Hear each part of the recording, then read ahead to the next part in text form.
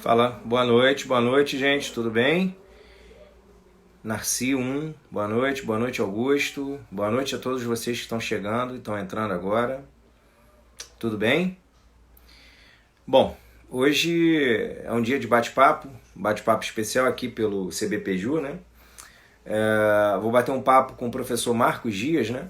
Juiz do trabalho do TRT aqui da primeira região, a respeito de algumas questões processuais que nós temos aí durante a pandemia, né? Durante o período do Covid e tudo mais, tá?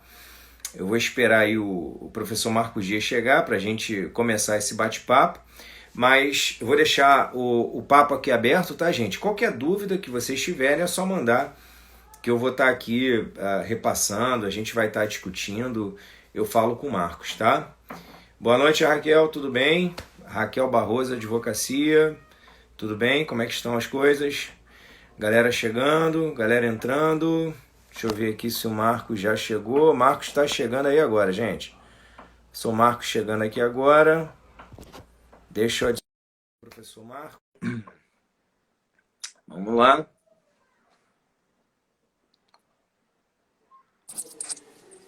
Fala aí, Marcos. Boa noite, Leandro. Tudo bom, querido? E aí, meu amigo, tudo bem? Como é que você tá, cara? Tudo bem, querido. Como é que tá? Tá me ouvindo bem? Tá tudo tranquilo? Tá, graças a Deus tá tudo bem, né? A gente vai levando, né? A gente vai conseguindo aí fazer da melhor forma possível, mas eu acho que a gente... eu acredito que está faltando menos, né, Marcos? Tá. Quando começou isso tudo, né? A gente, logicamente, tinha um período ainda de imprevisão, a gente ainda tem, se a gente parar para pensar, mas, de qualquer jeito, eu tenho a certeza que está faltando menos, né? Falta menos do que antes e a gente tem que ter um pouco de otimismo de alguma forma, pensar para frente de alguma forma e fazer o nosso, né? Não deixar, como o pessoal diz por aí, a peteca cair e ir levando as coisas, né?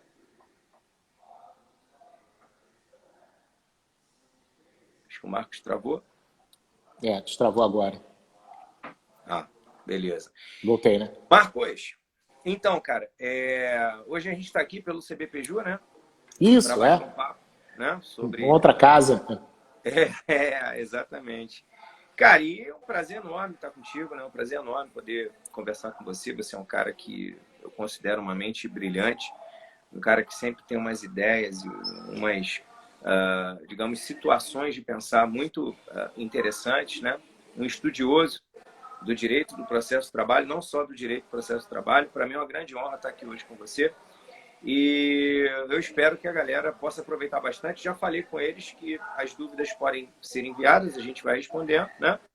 E Isso. aí eu queria saber se você quer fazer alguma consideração inicial, se você tem alguma coisa para falar e tudo mais. Não, primeiro é um prazer estar com você, né? Para quem não sabe, Leandrinho é meu chefe lá no IBMEC, né?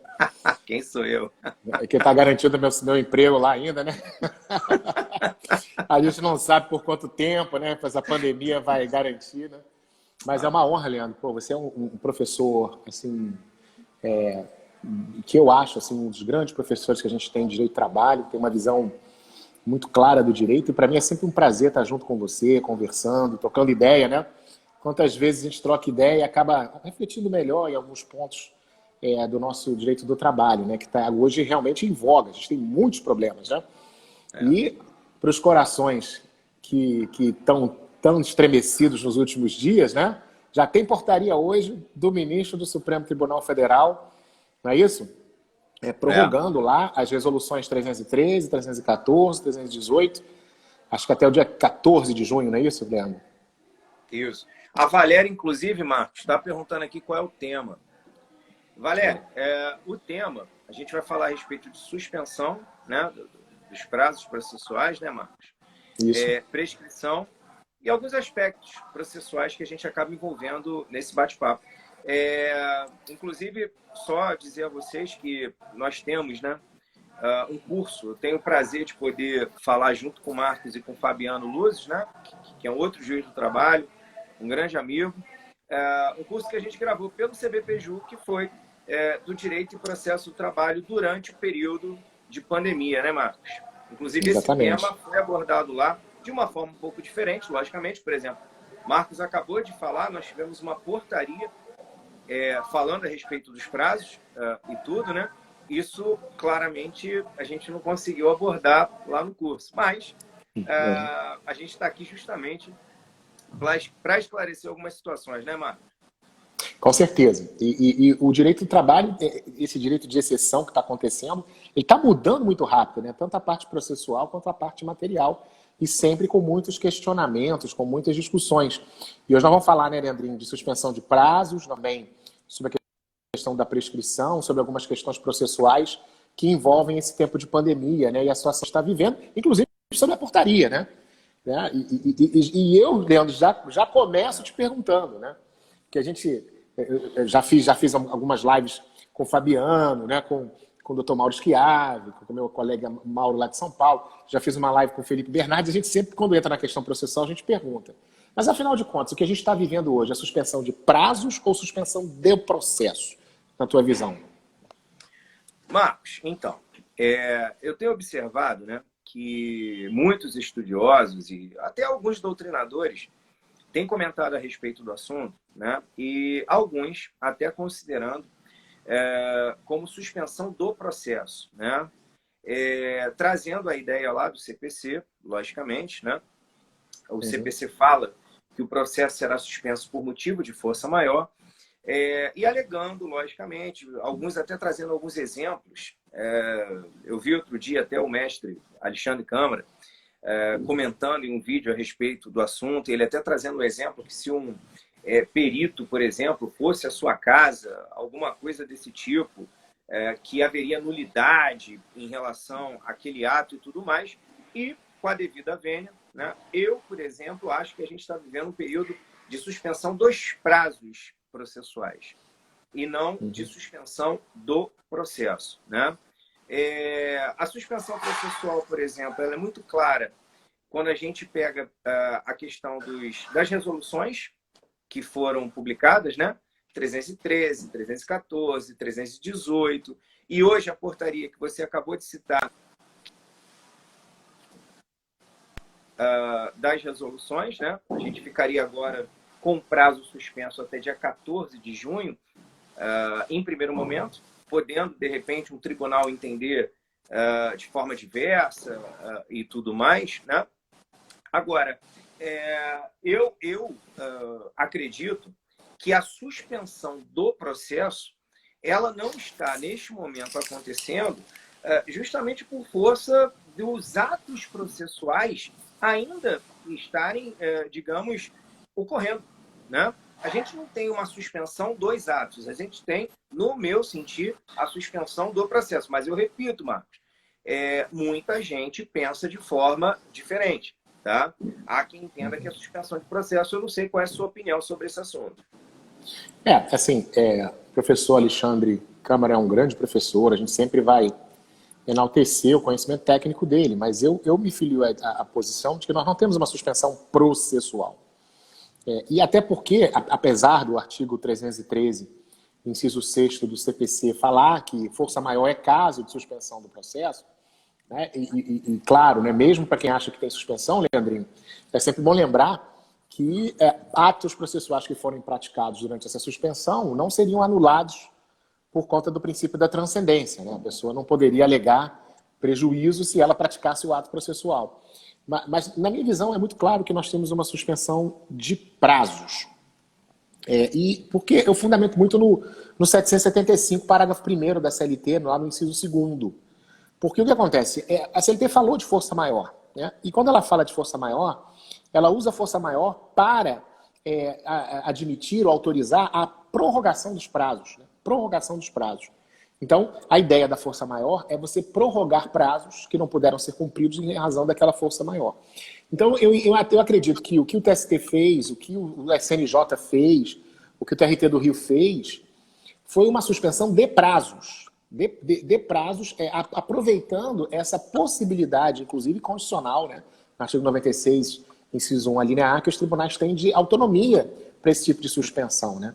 Que durante um tempo, Leandro, ficou se discutindo se os tribunais tinham essa autonomia, tá?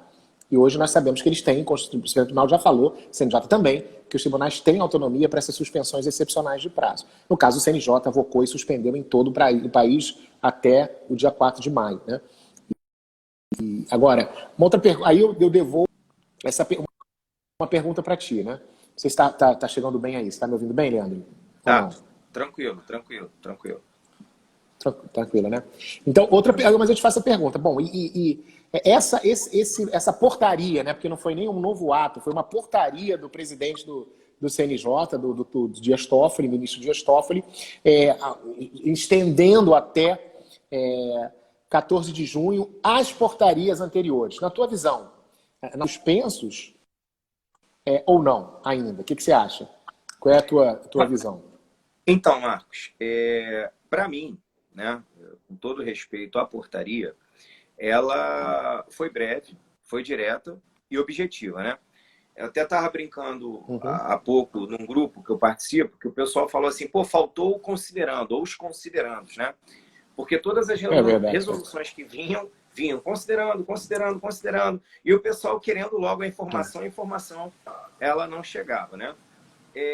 A portaria, ela disse, ou ela, na verdade, prorroga os efeitos das resoluções, né? Então, qual é a discussão? Quando ela prorroga os efeitos das resoluções, ela está prorrogando os prazos ou ela está prorrogando a possibilidade dos tribunais prorrogarem os prazos? Né? Essa é que é a grande questão.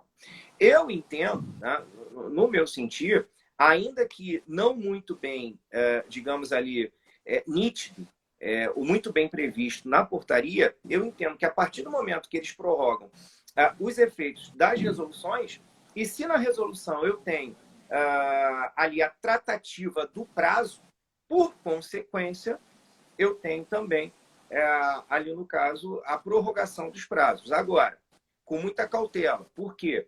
Porque eu acho que cada tribunal, né, acho que foi isso que o CNJ deixou bem claro, cada tribunal vai ter que disciplinar em seu âmbito essa prorrogação. Né? Eu, inclusive, consigo ali enxergar que essa prorrogação pode ser até 14 de junho ou até, quem sabe, mais do que isso. Eu não sei o que você entendeu dela, mas essa discussão é interessante, viu? Pouca gente parou para pensar nisso, porque ela não fala do prazo, ela fala da resolução. Né? Exatamente. Então, o que a gente pode pensar, por exemplo, tem tribunais trabalhistas que não estão com prazos suspensos, né? Porque não tem regime de lockdown, não tem isolamento social, pensa no Tribunal Trabalhista de Tocantins, por exemplo. Lá o prazo está correndo. Né? Então, não tem. O Rio de Janeiro está com os prazos suspensos até o dia 31, porque houve decisão do CNJ especificamente sobre o nosso caso aqui do Rio de Janeiro, interpretando se ele se enquadrava na hipótese da resolução 318. Então, se me perguntarem, Marcos, eu também, na minha vara, a gente teve uma reunião hoje, a gente estava discutindo isso. Pô, será que vai suspender o prazo até o dia de 14 de junho? Eu falei, olha, não sabemos. Eu concordo com você. O que o CNJ fez é dizer que a possibilidade de aplicação do que está na resolução 318 e na 314 e na 313 se estenderá até o dia 14 de junho. Então, na verdade, a nossa inquietude, né, quanto aos prazos, a gente só vai saber na semana que vem. Semana que vem, porque o CNJ, na decisão do pedido de providência que o Rio de Janeiro, né, suscitou, o próprio CNJ disse, Leandrinho, que essa suspensão aconteceria até o dia 31 e depois com possibilidade de extensão. Então, o que o SNJ fez é que pode realmente haver uma extensão de prazos. Né? Agora, vai haver essa suspensão? Bom, a gente só vai saber semana que vem se o CNJ vai estender. Né? Então, na verdade, dizer que os prazos estão suspensos até 14 de junho. Não, os prazos são suspensos no Rio de Janeiro, né? Porque a gente pode ter gente de todo o Brasil, né? No Rio de Janeiro, até 31 de junho. Até 31 de maio, desculpem. A partir de junho, semana que vem, é que a gente vai ver como é que vão estar os índices aqui de contaminação, se a gente vai entrar numa curva descendente, né? Se o prefeito aqui classificou em bandeira vermelha, bandeira verde, né? Bandeira amarela, se vamos continuar a bandeira vermelha. Eu acho que, pelo que a gente tem acompanhado, na minha opinião, Leandro, eu acho que a gente vai manter essa suspensão até o dia 14 de junho, pela lógica, né? Não sei. O que você pensa? Não estou nem entrando em juízo de valor se isso é bom ou se isso é ruim, tá, meninos? O pessoal já fica lá, aquele pessoal que é a favor, diz, tem que suspender, né? Aquele pessoal que é contrário, né? Porque para muita gente a suspensão de prazos não foi uma coisa muito interessante, né, Leandrinho? Para muita gente não foi. É. Mas, assim, é uma situação que a gente precisa refletir, né? Então, não vejo na resolução, na portaria do ministro Toffoli, no nosso caso específico do Rio de Janeiro, tá? Uma prorrogação de suspensão de prazos até 14 de junho. Não é isso que está na portaria. E também não é isso que a resolução 318 diz, né? Ela condiciona a hipótese em que haverá suspensão de prazos. E nós estamos por conta de um pedido de providência no CNJ. Vamos ver, porque o próprio CNJ, ele mesmo, deu um prazo de validade para reanalisar essa suspensão, né? Não sei o que você pensa sobre isso, né? Que é um caso interessante. Concordo plenamente, agora, Marcos. Deixa eu te provocar, Leandrinho. Deixa eu aproveitar você ter completo, mas deixa eu te provocar, que eu não resisto a perguntar isso. Que é o seguinte. E seria possível, no nosso caso aqui no Rio de Janeiro, que estamos com essa suspensão de prazos, uma negociação processual? Olha só, negociação processual, artigo 190 do CPC, tá? Eu estou falando isso, que eu já te adiantei, né? Porque eu estou fazendo isso, muitas audiências virtuais, eu estou fazendo isso, essa negociação, cujo objeto seja o fluxo dos prazos. As partes podem chegar a um acordo, olha, o prazo está suspenso, mas eu quero apresentar contestação, eu quero apresentar documentos, os prazos estão suspensos, mas eu quero me manifestar para ganhar tempo. E elas, né, no chamado, né, em comum acordo, poderiam, na sua opinião, tá, Leandro, fazer uma negociação processual nesses termos, né? O que você pensa sobre isso? Muito boa, muito boa. Deixa eu te falar da questão da suspensão aí primeiro. Eu acho realmente que vai até 14 de junho também, tá? Inclusive, como você falou, a gente tem muita gente agora vendo, né, a live de outros estados, de outras localidades, mas aqui no Rio de Janeiro, o MPT, ele, por exemplo, suspendeu seus prazos até 31 de maio, salvo aqueles prazos que eu tivesse matéria extremamente urgente e aquelas relacionadas ao Covid, né? Entendi. Mesmo, trabalhando por uma empresa que eu presto serviços, eu tive o recebimento de uma notificação em que o MPT exige esclarecimentos sobre situações que a empresa estava ali, no caso, colocando em risco na visão do MPT, ou pelo menos ele queria, logicamente, ali esse esclarecimento em 3 dias, Marcos. O MPT me deu 3 dias, deu a empresa, né? Mas eu, como representante, teria que falar por 3 dias, né? Então, assim, o prazo está suspenso, mas como eu estou tratando de uma situação relacionada, por exemplo, ao Covid, eu tenho aquele prazo ali correndo normalmente, né? Isso é interessante. Bom, em relação a essa questão que você levantou do negócio processual, Marcos, lógico, se a gente fosse falar de negócio processual aqui hoje, a gente ia terminar essa live, derrubar e ia ter que começar outra, né? Bom, é verdade. Tema grande, tema extenso. Pois é. A gente tem que lembrar que a Instrução Normativa número 39 de 2016, lá no artigo 2º, inciso 2, né, teoricamente nos diz que o artigo 190 do CPC não é aplicado ao processo do trabalho. Ou seja, o negócio processual não é aplicado ao processo do trabalho. Tivemos uma decisão da SDI 2, TST, salvo engano, em dezembro de 2019, né? Que consta até, para quem quiser depois pesquisar, fazer uma análise, que consta no informativo 214 do TST, que foi uma decisão que admitiu, né, Marcos, o negócio processual nos domínios do processo do trabalho. E aí, depois eu até vou devolver para você essa discussão, tá? Porque você me fez uma pergunta, mas eu vou te devolver outra. Eu vou querer saber de você se isso vincula ou não, tá? O que acontece em relação, ali no caso, a questão do negócio processual, instrução normativa e negócio processual SDI 2, tá? Eu vou querer que você depois me esclareça isso, por favor. Mas eu, Leandro, honestamente acho que o negócio processual, ele poderia, sim, e deveria ser aplicado nos domínios do processo do trabalho, tá? Ô, Marcos, O artigo 190, no parágrafo único, ele deixa claro que o juiz ele vai olhar aquilo com olhar de Estado, com olhar de juiz que ele é. O juiz do trabalho, no meu entender, ele não vai deixar que algum prejuízo aconteça à parte, teoricamente, menos favorecida, ao hipossuficiente. Tá? Então, por mais que tenhamos ali a instrução normativa, e aí eu nem vou comentar isso, porque eu queria que você me dissesse o que você acha dessa questão, se vincula ou não e tudo mais, mas, para mim, tá? O negócio processual seria perfeitamente aplicável, e vou te dar um exemplo para eu não ficar aqui por muito tempo falando, tá? Muitos direitos materiais, né? O direito material trabalhista, ele, por vezes, é negociado em acordo e convenção coletiva. Por vezes. Eu tenho negociações em acordo e convenção coletiva. Daí eu fico me perguntando, por que eu não poderia ter uma negociação processual conduzida e, logicamente, ali no caso, analisada por um juiz do trabalho, que pudesse trazer celeridade, que pudesse trazer a economia processual e, o melhor, a solução do feito, né? Então, eu, Leandro, entendo perfeitamente cabível, sim, o negócio processual, tá? Só esclarecendo uma questão aqui, alguém tinha falado que o prazo do MPT não é processual, claro, né? Mas a gente está dando aqui um exemplo do que aconteceu em relação à suspensão de prazo, por mais que não seja processual, tá? E aí o Roberto aqui, Roberto Gago, até traz para a gente se a parte concordou, onde está a nulidade. E aí, Roberto, eu vou em algo que o Marcos aqui trouxe.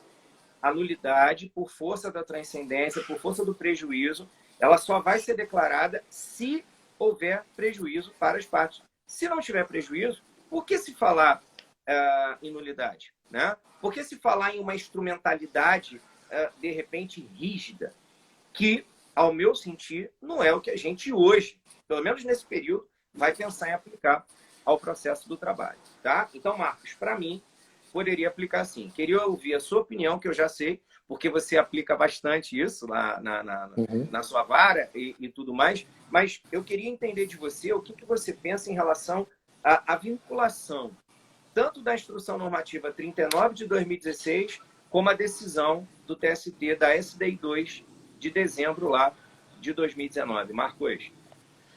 Vamos lá, Leandrinho. Primeiro, cara, você pode falar o tempo que você quiser. Para mim é um prazer te ouvir, cara, suas considerações.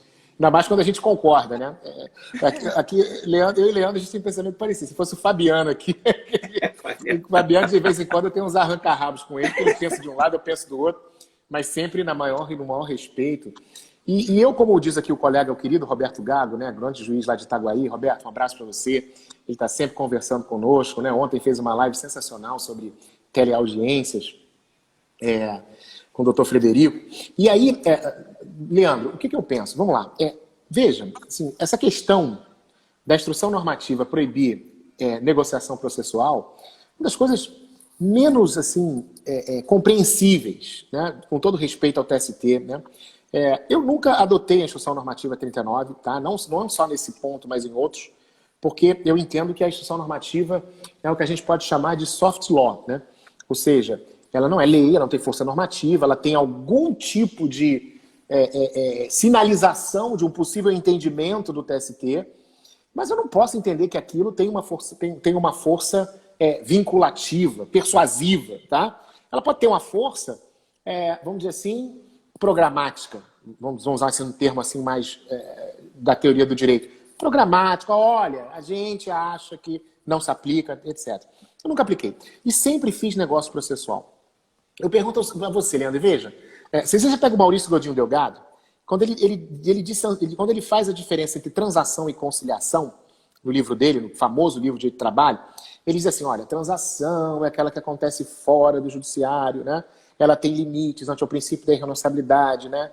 Ante a ideia dos direitos de ordem pública. A conciliação é aquela que acontece com o magistrado no judiciário e sua possibilidade de conciliação é ampla.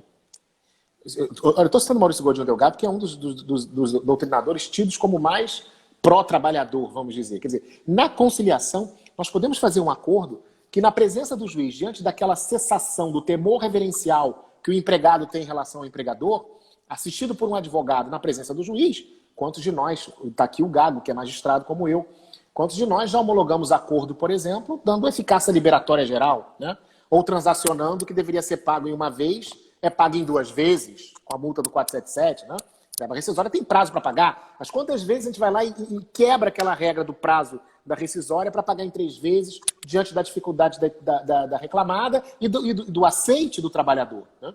Então, veja, se nós podemos transacionar regras de ordem pública, de direito material, por que no curso do processo, Leandro, a gente não pode, com a concordância das partes, com, né, essa cooperação, fazer negócios processuais, realizar negócios processuais?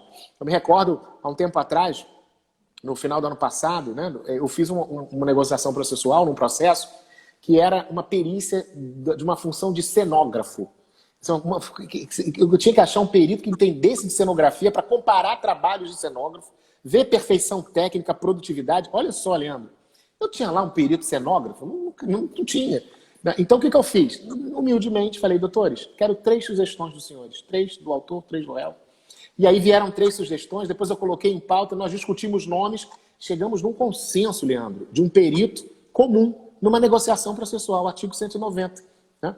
Então, ela é muito importante, até porque você lembrou muito bem do parágrafo único do artigo 190. Essa negociação processual, ela pode ser revista pelo juiz, vejam, em contratos de adesão, também em situações em que uma das partes se encontra em situação de vulnerabilidade, né? Que é o caso do processo do trabalho, por exemplo, em casos que o juiz perceba que há uma situação de vulnerabilidade, algum tipo de violação ou de assimetria, e ele poderia interferir. Mas assim, não admitir, ainda mais nesse momento de pandemia, né? Está aqui o doutor Pedro, né? Falando, olha, a negociação nesse momento para mim é o rema, né? Vamos dizer assim, aquele norte que a gente tem que ter para resolver muitos processos. Eu acho que esse é o caminho. Então, a ideia da negociação processual, ela é muito importante. O Roberto pergunta aqui, você acha que as partes podem renunciar ao prazo recursal? Podem renunciar, tá? É o que está sendo chamado de trégua processual, Roberto. Né? Alguns autores, como o professor Fred Didier, Luiz Rodrigues Vambier, eles estão chamando de a negociação processual por uma trégua processual. Eles podem não só reduzir o prazo recursal, como renunciar ao prazo recursal, como pedir assim, excelência, se eu poderia dar aqui uma trégua processual, a gente está aqui no meio do prazo, nós estamos negociando um acordo. Nós poderíamos negociar aqui, por exemplo, que esse prazo fique interrompido e depois, ao invés de voltar por 8 dias, ele volte por 48 horas? Por que não, gente? Né? Se é uma negociação processual, se as partes estão assistidas por advogados, desde que não haja nenhuma coisa absurda, né? É porque a gente tem aquele dogma, Leandro, muito forte ainda, que está preso em nós, que é o dogma de que o processo, direito público, né, que se impõe sobre a vontade das partes. Gente, o pacote anticrime que foi aprovado agora em 2019, ele regulamenta a delação premiada e chama a delação premiada de negociação processual. Existe alguma coisa mais pública que o direito processual penal? Existe, gente? Olha, a Lei Geral de Proteção de Dados admite agora negociação processual também administrativas, em trâmite do processo administrativo. Existe alguma coisa mais pública do que o processo administrativo, Leandrinho? Tá? Agora, para terminar, que eu também já estou falando muito, né? E você devolveu para mim, e eu gostaria de falar isso, acho que a decisão que está lá no informativo 214, tá? Da SDI1 do TST, eu acho que ela SDI2, né? Não é SDI1 não, é informativo 214 mesmo, a decisão que envolveu o município de Hortolândia, em São Paulo, que acabou escolhendo, o foro acabou sendo o lugar de domicílio e da sede da empresa, mas não onde ele tinha trabalhado, tinha sido contratado. E o TST entendeu, chamou até de negócio processual atípico, mas não é atípico, não é típico, porque o foro de eleição está lá no CPC. E isso quebra, né, a espinha dorsal lá da questão da proibição do negócio processual da instrução normativa. Agora, eu acho que essa decisão, isso é a minha opinião, tá? Eu sei que tem opiniões em contrários, tá? Ela não se enquadra em nenhuma das decisões vinculantes persuasivas lá do artigo 927 do Código de Processo Civil, né? Então, o Código de Processo Civil, lá no artigo 927, ele tem ali algumas decisões que tratam, né, de decisões persuasivas, vinculantes, né, ou obrigatórias, né, que o juiz, para não seguir, ele tem que fazer ou distinguish ou overruling, né, porque senão a decisão dele padece até de falta de fundamentação, conforme o parágrafo 1º do artigo 489 do CPC. Mas essa decisão da STI2 eu não vejo ali enquadrando naquele caso, porque não foi um recurso de revista repetitivo ou embargos em recurso de revista repetitivo, tá? Então eu acho que é uma jurisprudência que sinaliza para um novo tempo, tá? E eu gostaria de dizer que o próprio ato 11 de 2020 da Corregedoria Geral, né, esse que fala das audiências telepresenciais, lá no artigo 6º, quando diz que ressalvada acordo, negociação processual para a realização de audiência, ele diz isso. Ele fala isso, o corregedor diz que pode haver um acordo para que se realize uma audiência. Então, isso tudo sinaliza uma mudança de perspectiva, né? Porque se o processo penal está aceitando negociação processual, se existe negociação processual no processo administrativo, Leandro, por que o processo do trabalho não vai admitir? Né? Dada a possibilidade de controle que está no parágrafo único do artigo 190. Então, na minha opinião, é evidente que a gente tem que partir, a gente tem que estimular os advogados, é mais que isso. Estimular, doutores, negócio processual, vamos fazer aqui uma negociação, como vai tramitar o nosso processo. Alguns advogados são meio resistentes, né? Alguns até se assustam, Leandro. Pô, o juiz está me dando toda essa possibilidade, ele está me deixando decidir como é que nós vamos tramitar, mas é muito interessante, eu tive muita coisa, muita questão gratificante. E para o Roberto, né, Gago, que está aqui conosco, se assustar, Roberto, não só prazo para recursal. Sabe que eu transacionei? Aí eu sei que eu vou receber uma saraivada de críticas aqui agora, tá? Mas sabe o que eu transacionei? A necessidade de garantia do juízo para embargos de execução. Silêncio sepulcral. Não é possível, Marcos. Uma audiência de execução, estávamos lá, né? E aí já tinha uma parte do juízo garantido, a empresa não tinha como bem, falou, não tenho bem, não tenho como garantir, não posso pagar, não tenho como. Aí eu cheguei para o reclamante e falei assim, vamos fazer o seguinte, o artigo 884 diz que garantidos os bens ou penhorados os bens ou garantidos o juízo, abre-se o prazo para embargos. Vamos fazer uma negociação processual para permitir a empresa embargar? Por quê? Qual era a minha lógica? Porque se a empresa embargasse, Leandrinho, eu teria o incontroverso, né? Que foi um processo que homologou direto o cálculo do autor. Tendo o incontroverso, eu já poderia liberar o que tinha penhorado, né? Então, a empresa concordou, o trabalhador concordou, fizemos uma negociação processual, o prazo está correndo. Você acha que eu exagerei ou não? Não. Eu, assim, como eu já tinha dito a você, eu sou a favor, sim, da negociação processual. Claro que cada caso é um caso. Não é porque eu estou aqui com você que eu vou falar isso, mas eu te conheço na sua atuação também.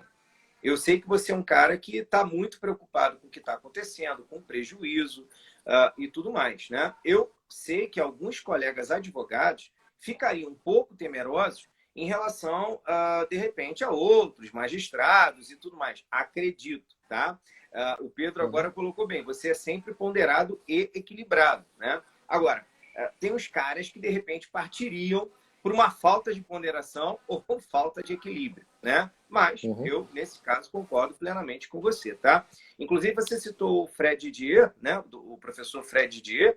O Fred Didier é um dos caras que, pelo menos que eu vejo aí, que ele não consegue entender por que na Justiça do Trabalho não se aplica, digamos, de uma forma plena ou a pleno vapor, se eu posso assim dizer, o negócio processual, né? Ele é um dos caras aí que eu já vi que defendem bem essa tese. Marcos, como a gente já tinha previsto, o assunto é fora do normal. A gente tem o nosso prazo de live, senão derrubam a gente ainda está com um tempinho e tudo mais. Mas já surgiram muitas perguntas de um tema que eu tinha certeza que ia aparecer, e você deve ter visto, que é a questão da prescrição. Né? Bom, o tema hoje também envolve prescrição, e aí eu queria saber de você o seguinte. A prescrição, nesse período, ela está interrompida, ela está suspensa, ou até, quem sabe, eu posso pensar em impedimento da prescrição nesse período, tá? Valeu, Ju. Beijo, obrigado aí, tá? Mas olha, ô Marcos, e aí muita gente até falou ali a respeito da prescrição bienal e tudo mais, né? Teve gente que colocou dessa forma. Eu penso, eu vou te perguntar da bienal e, logicamente, da quinquenal. da prescrição como um Exato. todo. Lembrando que, tá? Até para já apimentar o assunto. Prescrição, logicamente, ela existe para punir o inerte, né? Se eu fui inerte, logicamente eu vou ser punido de alguma forma. Posso ter ali a perda do exercício do meu direito, se for o caso, tá? E aí eu queria saber de você se nesse período de pandemia eu posso considerar alguém inerte. Lembrando que o artigo 5º, inciso 35, trata da inafastabilidade do Poder Judiciário. Ele diz que o Poder Judiciário está lá para quem tiver lesão ou ameaça a direito, mas não vamos esquecer das palavras do professor Kazuo Watanabe, que sempre defendeu o seguinte: não o Poder Judiciário só lá, mas que sim, a parte tenha todos os meios para chegar ao Poder Judiciário, tá? E aí eu queria que você nos apresentasse aí com a sua explanação, mano. Ô, querido, não, olha, deixa eu mandar um abraço pro pessoal, para a Juliana, que entrou aí, né? Nossa querida Ju lá da UERJ. A doutora, deixa eu só, antes de responder isso, porque aqui surgiu um debate entre a doutora Gisele, o doutor Pedro e o nosso querido Roberto, né? Sobre, pô, Marcos, mas aí o tribunal vai reformar, né? Gente, mas olha só, eu penso da seguinte maneira: eu não posso ficar preocupado se o tribunal vai reformar ou não vai reformar, né? A gente tem que fazer. Assim. Eu concordo com o doutor Pedro, que acho incrível, né? Seria até um venire contra factum próprio, uma reclamada a recorrer, né? Alegando uma nulidade porque não estava garantido o juízo, né? E acho que eu, se fosse desembargador, jamais anularia o processo de ofício, apesar da gente saber que o AP, o agravo de petição, ele tem efeito translativo, né, ou devolutivo amplo, ele devolve todas as questões processuais. Então, claro, a gente sabe que os relatores, né, que os desembargadores podem, de ofício, declarar certas nulidades, né, absolutas, mas, poxa, nulidade, se não teve prejuízo, né, se as partes, de uma certa forma, de boa fé, celebraram aquela negociação processual, né, se recorrer, para mim, é venire contra factum próprio. E se não recorrer de ofício, eu vou contra a efetividade da execução. Assim, então, eu confesso, claro, que eu corro risco. Corro, né? Como o doutor Gado falou, acho que o tribunal não ia aceitar, não, Marcos. Bom, mas eu prefiro arriscar pensando numa melhor satisfação e eficiência da execução. Agora, quanto à questão da prescrição, em relação à pandemia, tá? A nossa discussão, Leandrinho, né, quando eu já estava comentando, eu comentei contigo antes, dei uma conversada, ela vai ser resolvida daqui a pouco, porque a gente tem o projeto de lei, né, 1179, 2020, que já passou no Senado, passou na Câmara, voltou para o Senado para ser ajustado, e ele expressamente declara a suspensão da execução, tá? Ou o impedimento, porque pode ser que a lesão aconteça durante a pandemia, né, são coisas diferentes. A lesão, se ela aconteceu, por exemplo, em dezembro de 2019, né? Ou em novembro de 2019. E aí eu não quis entrar com ação. Veio a pandemia, suspensão da prescrição, né? Ou então, como eu recebi ontem mesmo, uma audiência, uma reclamação trabalhista de um trabalhador de um restaurante que foi dispensado sem justa causa e não recebeu nada, Leandro, nada. Né? Nem baixa na carteira dele. Ele disse assim, ó, vai para a justiça, eu te procuro, quem tem que te pagar é o Estado. Recebi ontem, já botei em pauta, semana que vem, vamos ver se vai dar certo, né? Porque é só verba rescisória. E como o prazo está suspenso, eu não quis dar aquele prazo para a defesa, tentei arriscar uma audiência para ver se dali eu consigo pelo menos um acordo, né? Então, o que acontece? A prescrição, para mim, eu acho que quando o projeto for aprovado e sancionado, essa questão vai ser dirimida. Agora, a verdade é que essa discussão, enquanto o projeto não sair, ela vai ter muito pano para manga. Por quê, Leandro? Porque, na verdade, se nós olharmos para o artigo 198, lá, 197, 198 do Código Civil, nós não encontramos a força maior como causa de suspensão de interrupção da prescrição, ou de interrupção da prescrição, ou causa de impedimento do fluxo. Nós não encontramos. Tá? E por que não encontramos? Porque o Código Civil não previu expressamente. Tá? E não previu isso expressamente.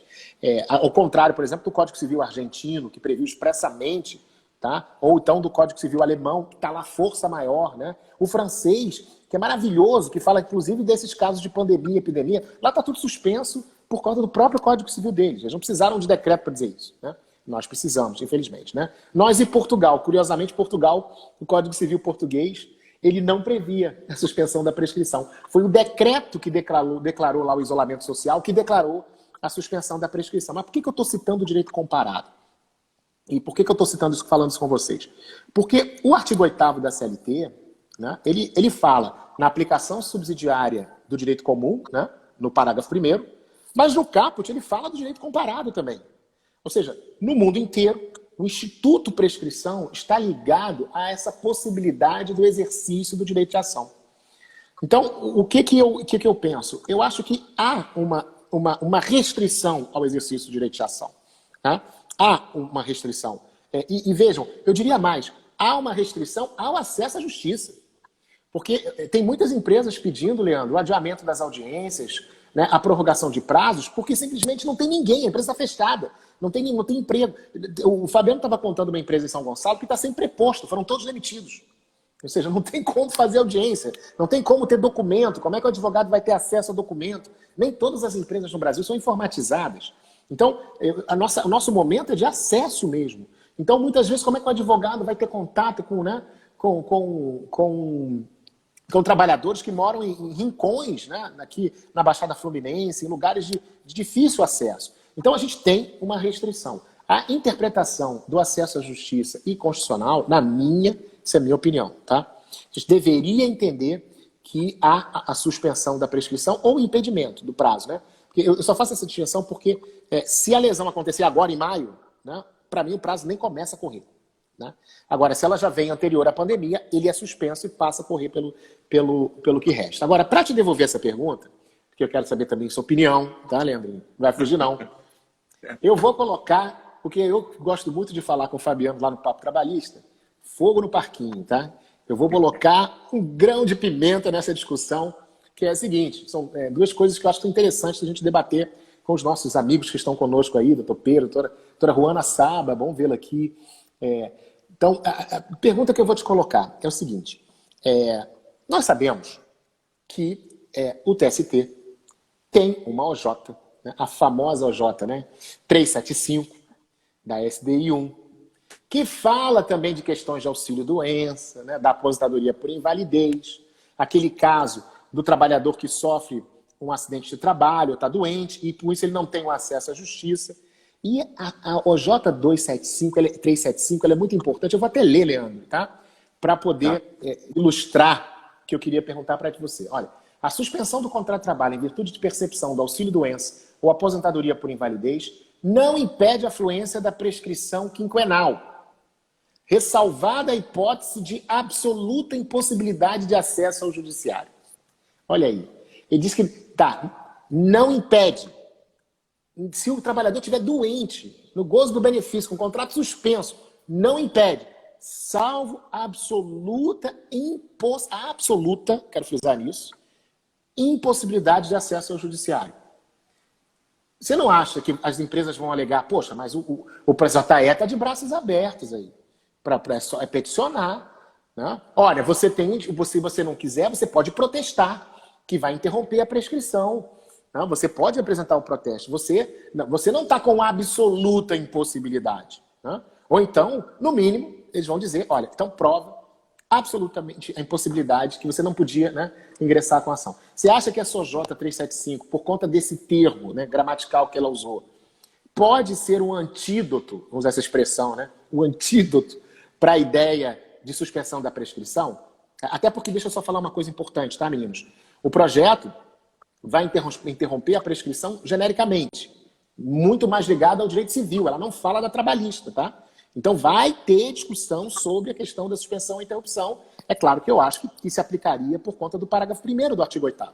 Mas eu quero saber, Leandro, você acha que essa questão da OJ 375, você acha que ela impede essa interpretação, ela vai lançar por terra como uma premissa jurisprudencial do TST e nós não vamos ter suspensão da prescrição? Então, Marcos,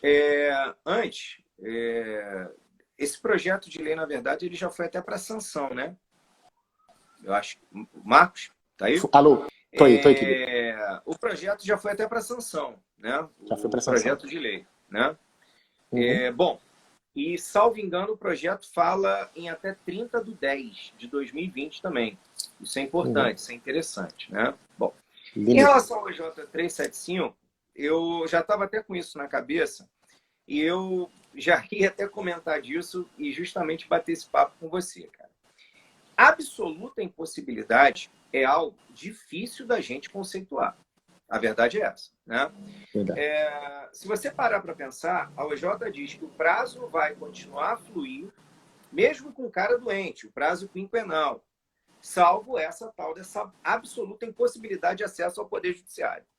Bom, eu, na minha opinião, não acredito que possibilidade de Poder Judiciário, veja, possibilidade, é simplesmente o Poder Judiciário estar ali à sua espera, né? Provocação e tudo mais. Para mim, possibilidade, ela conjuga alguns fatores, algumas situações, né? Primeiro, a gente está num período de isolamento social, né? Então, a recomendação é, logicamente, que eu fique isolado. Segundo, eu, fatalmente, preciso de um advogado, porque por mais que o artigo 791 diga que os postulantes das partes, a gente sabe que o cara não vai conseguir ajuizar uma reclamação trabalhista sem o advogado, né? E aí é um ponto que eu considero muito sensível, que é a questão do advogado, porque muitos advogados estão com os escritórios fechados, né? E quando eu falo escritórios fechados, eu espero que seja de forma temporária, porque eu já tive, no caso, alguns amigos trazendo uma ideia de que teriam que encerrar efetivamente o escritório, entregar a sala e tudo mais, por força disso que estão passando, né? Então, esse é um ponto. E aí, uma coisa que muita gente não está colocando na cabeça, mas o índice de contaminação, ele está alto.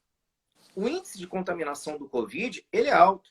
Então, por exemplo, eu posso ser um reclamante eventual, não sei, um eventual reclamante, e eu posso ter contraído o Covid. Aí vai entrar na absoluta impossibilidade. Meu advogado contraiu o Covid. Mas peraí, meu advogado? Em que momento eu constituí esse advogado? Como é que eu vou conseguir ter esse advogado, por exemplo, fazendo minha petição inicial, buscando as informações, mexendo no PJE e tudo mais, né? E se eu não contrair o Covid, né? Espero que, logicamente, a gente consiga se livrar disso logo, logo, mas eu tenho ou estou na iminência de furar, de repente, um isolamento e contraí-lo. Então, se a gente parar para pensar, essa possibilidade, para mim, nesse momento, ela é restrita. Essa possibilidade de você chegar ao Poder Judiciário, ela tem um óbice, ela tem um obstáculo. Se eu tenho um óbice, se eu tenho um obstáculo, a possibilidade, eu vou colocar um prefixo ali que vai ser o in. Ou seja, eu vou imaginar uma situação de impossibilidade. Agora, foi o que muita gente aí comentou, Marcos. Eu acho que a gente vai ter, depois disso tudo, muitas decisões, digamos, muito díspares, decisões muito diferentes, decisões com bom senso e decisões sem nenhum senso. Isso, infelizmente, eu acho. Agora, para mim, estaríamos diante de uma impossibilidade. Para mim, a prescrição, nesse momento, estaria suspensa. Até porque, repito, suspensão é para punir inerte. Eu não posso considerar, neste momento, a inércia de ninguém, tá? Pelo menos no meu sentir. Tá? Então, eu acho que tanto a prescrição bienal como a prescrição quinquenal, a interrupção seria um exagero para mim, mas uma prescrição bienal suspensa nesse momento é o que eu mais consideraria, tá? Eu concordo contigo e deixa eu colocar a minha posição especificamente. A gente tem que entender que sempre que a gente vai aplicar um precedente, que aqui a gente hoje pode usar precedente no sentido amplo, né? As OJs, as súmulas, elas podem ser encaradas num conceito amplo de precedente, né? Claro que não vou entrar nessa discussão, que é ou não, mas o que eu quero dizer é o seguinte, qualquer precedente, seja uma súmula, uma decisão de IAC, de IRR, recurso repetitivo, qualquer precedente que nós formos analisar, a gente tem que olhar muito para a ratio decidendi desse precedente para verificar se ela pode ser aplicada ao caso concreto. Veja, qual é a ratio decidendi da OJ 375? Olha, é quando você não tem... Aquela parte, ela não pode acessar. Por quê? Porque está ligado, veja, ao auxílio-doença, à invalidez. Ou seja, certas doenças impedem que a pessoa consiga andar, ela pode estar em coma num acidente de trabalho. Ela pode estar sem condições de assinar, porque fraturou o corpo inteiro. Pode estar sob morfina e desacordada. Então, a lógica da OJ 375, Leandrinho, vê se você me compreende ou se você discorda, tá? É a lógica daquela impossibilidade de acesso ao judiciário, não por causa do judiciário, e sim por causa do trabalhador que sofreu o acidente. O que nós estamos assistindo hoje é uma impossibilidade objetiva, gente, que perpassa toda a sociedade brasileira. Né? O cara pode não estar doente, mas ele está num lugar onde não tem internet. O judiciário não dá condições para ele dele protocolar, não tem um lugar onde ele pode sair protocolar com a mínima segurança. Então a gente pode fazer aí o que a gente chama de distinção, distinguish, para não aplicar o OJ. Eu penso assim, não é o caso de aplicar o OJ 375, porque ela é para um caso específico, que é o caso do contrato suspenso. Por isso que também tem muita gente, Leandrinho, falando, não, mas aí não interrompe a prescrição quinquenal, mas interrompe a bienal. Peraí, gente, ele só fala de prescrição quinquenal na OJ 375 porque o contrato não acabou, gente. O contrato está em curso, está suspenso. Por isso que ele fala da prescrição quinquenal. Então, peraí, gente, não vamos usar o J375, né? O ruim de ser juiz é esse. Todo mundo já sabe o que eu estou... Esses amigos que estão conosco assim já sabem se acontecer comigo o que eu vou julgar, né? Mas não dá para aplicar o J375. Eu não consigo me controlar de não falar isso. Porque realmente é uma coisa que é uma situação fática completamente diferente. Então, nós não podemos transpor uma situação fática que trata do acidente de trabalho de alguém com enfermidade para uma situação que as pessoas não estão doentes, alguns estão, outros não, mas é que a impossibilidade vou usar um termo aqui que eu inventei, tá? É uma impossibilidade sistêmica, generalizada, objetiva e sistêmica, em todo o sistema do judiciário, em todos os TRTs, TJs, TRFs. Então eu não consigo não entender pela suspensão. Que bom que virá o projeto que vai sanar essa dúvida, né? Não sei se você discorda de mim, se quiser colocar alguma outra coisa. Não. Pelo contrário, eu concordo plenamente.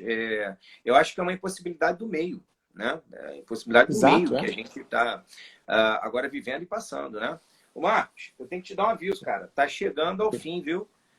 Já? Acabou? Pois é. Já tá batendo aqui 50 e poucos minutos. A gente vai ter aí que começar... A gente se estendeu, né? A gente se estendeu demais, né? Pior que eu nem pude perguntar qual era a tua opinião. Eu nem pude perguntar qual é a tua opinião da possibilidade de repactuação de acordo, né? Ia te perguntar de teleaudiências. Rapaz, isso aí tem que ser tema para uma live só, viu?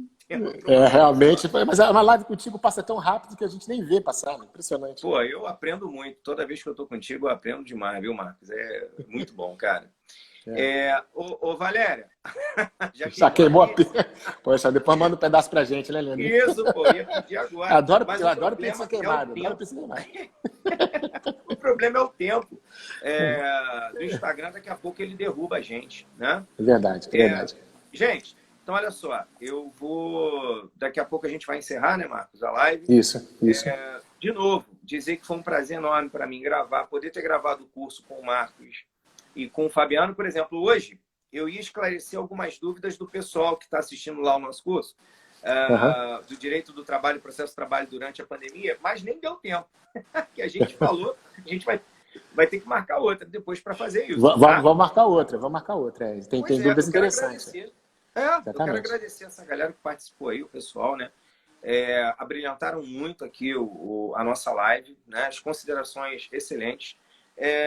Discordar é o direito, concordar também é o direito. Então, isso tem que ser da forma que foi, da forma saudável, dessa forma que de alto nível, porque os debates ali foram de alto nível, né? Eu estava aqui acompanhando o pessoal falando, tá? E aí, Marcos, quer se despedir da galera? Claro, sim. Um grande abraço para todos. Olha, foi um grande prazer estar com vocês, tá? Queria dizer para a advocacia trabalhista, a gente tem que se preparar, tem que estudar. Não é hora de desistir, é hora de não desanimar. Vamos lá, vamos estudar. Vem assistir a live minha, do Leandrinho. Vamos lá no Papo Trabalhista. A gente está sempre com lives interessantes, sempre tentando levantar, né, esse brilho. Né? A gente sabe que o advogado ele tem um brilho natural, né? Advogado vencido, né, não fica na advocacia, né? Quem está até agora, ainda mais trabalhista, né? Depois de tantos ventos contrários que a gente teve nesses últimos anos. Mas olha, vamos lá, vamos continuar, vamos juntos, tá? A gente está estudando, se preparando, porque o Brasil vai precisar muito da gente, vai precisar muito dos juízes do trabalho, dos advogados trabalhistas, muitos trabalhadores, muitos empregadores também, né? Estão também sofrendo com tudo que está acontecendo, e eu tenho certeza a 18ª vai estar sempre de portas abertas, né? seja fisicamente, seja virtualmente, né? Para a gente poder, com certeza, solucionar os problemas que virão, e serão muitos. Um abraço.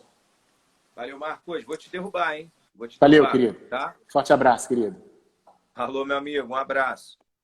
Pessoal, então é isso. Obrigado aí pela presença, tá? Espero que vocês tenham gostado. A live vai ficar salva aqui no CBPju. E qualquer coisa, só nos procurar aí nas redes sociais. @professor Leandro Antunes. Marcos Dias também tá lá. E a gente vai se falando, tá? Obrigado por vocês terem agradecido essa live da forma que foi. Tá bom, gente? Forte abraço. Tchau, tchau.